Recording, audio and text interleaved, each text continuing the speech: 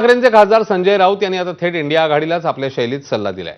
फक्त निवडणुकीपुरतं जागा न होता इतर महत्त्वाच्या विषयांवर आवाज उठवावा असा सल्ला राऊतांनी आपल्याच मित्रांना दिला।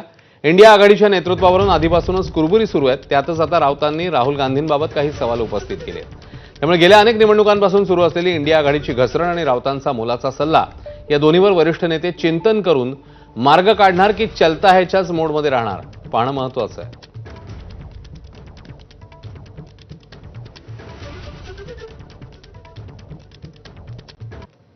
निवडणुका आल्या लोकसभेच्या की इंडिया आघाडी वळवळू लागते, की जिवंत असं दाखवलं जातं, स्वतंत्रपणे आवाज येत आहेत। हा कोलाहल आहे, हा गोंधळ आहे।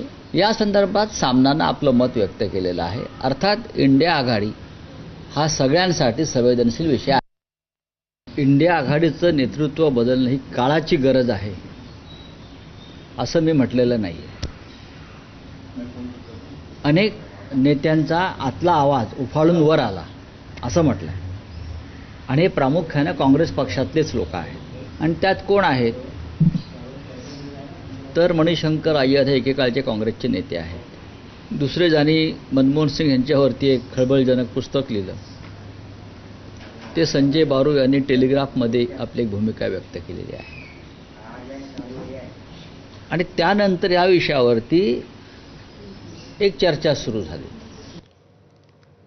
आता बातमी पुण्यातल्या भिगवणमधून आहे। तरुणीच्या अपहरणाने तापलेल्या पुण्यातल्या भिगवणमध्ये अचानक नवा ट्विस्ट आलाय।